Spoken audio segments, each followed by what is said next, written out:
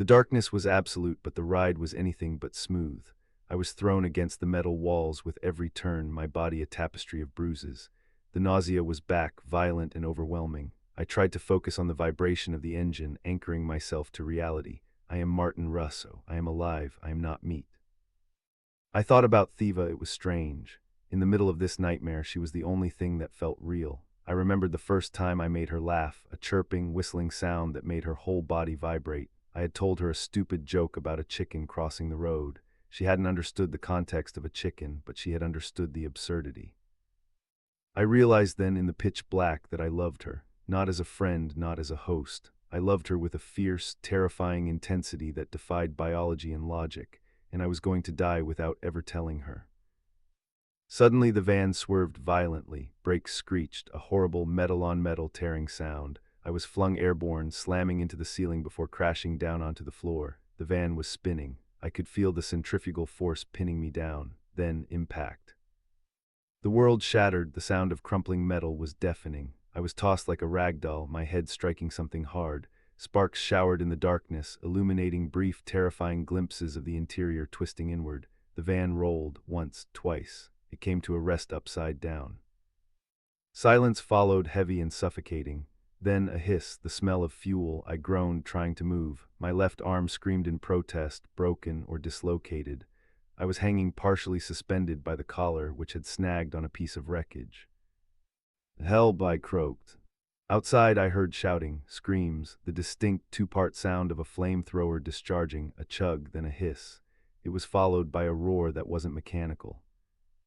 A shadestalker, the thought hit me with a bitter, searing irony. I was being delivered to my death as a predator, only to be interrupted by a real one. Smoke began to fill the compartment. I coughed, the acrid fumes stinging my eyes. I had to get out. I kicked at the back doors, but they were jammed shut, warped by the crash. "Martin." The voice was faint, muffled by the metal, but it cut through the chaos like a beacon. "Thiva," I yelled, panic and hope warring in my chest. "Thiva, I'm in here." "I'm coming." There was a grunting sound, then the screech of metal being pried. A sliver of light appeared at the seam of the doors. I saw a paw, covered in gray wool, straining against the steel. "It's stuck," she cried out. "Sinclair is holding off the beast. I can't." "Use the jack," I shouted, coughing as the smoke thickened. "The tire iron." More scraping, then the gap widened. The door groaned and popped open just enough for a body to squeeze through. Thiva scrambled inside, her orange eyes wide with terror. She was coughing, her wool matted with dust. When she saw me, suspended and bloody, she let out a sound that broke my heart. "Oh, stars," she whimpered, rushing to me. Her paws fumbled with the clasp of the collar. "Thiva, get out," I wheezed. "The fuel, it's going to blow."